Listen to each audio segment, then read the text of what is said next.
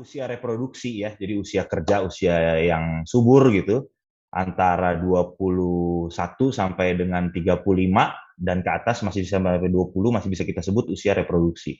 Jadi bagaimana tips and triknya supaya bisa keseimbangan hormon itu terjadi. Yang pertama itu yang paling umum itu adalah kita menjaga body mass index atau indeks massa tubuh. Jadi keseimbangan antara tinggi badan dan berat badan. Tinggi badan berat badan itu bisa dijaga dengan ya pola makan, yaitu salah satu hal yang mungkin saat ini paling susah untuk dijaga ya, karena begitu banyak jajanan dan begitu banyak makanan yang gampang sekali kita dapat, entah melalui online atau dari jajanan di jalan mungkin. Dengan keseimbangan tubuh itu ya itu bisa menunjukkan adanya suatu metabolisme yang baik pada tubuh. Jadi dengan metabolisme yang baik tentunya bukan cuma aliran darah tapi aliran hormon juga akan baik gitu. Kemudian selain dari makanan, bisa juga dengan istirahat cukup. Istirahat cukup juga salah satu hal yang saya temukan di pasien-pasien itu agak susah karena pasien misalnya kuliah kerja cenderung untuk tidur baru mulai jam 1, jam 2, bangun pagi udah harus jam 5 atau jam 6 gitu. Jadi sangat kurang istirahatnya.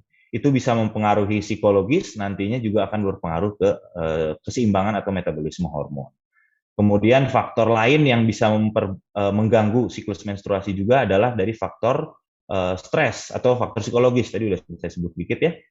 Kalau misalnya faktor stres, bagaimana dari stres bisa menyebabkan gangguan mens. Intinya itu, jadi dari pikiran, dari suatu tekanan, dia akan menyebabkan gangguan metabolisme. Intinya itu metabolisme.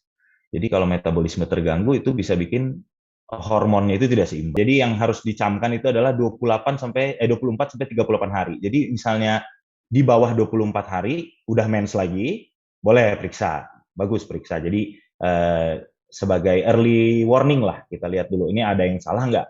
Kemudian kalau misalnya di atas 38 hari, jadi memanjang tuh kan, nah itu juga bisa kita periksa. Bukan cuma dari frekuensi, apabila durasinya juga misalnya 9 hari, 10 hari, atau bisa sampai 2 minggu berdarah, itu mungkin ada suatu gangguan. Jadi sebaiknya diperiksakan ke dokter spesialis obstetri atau ginekologi.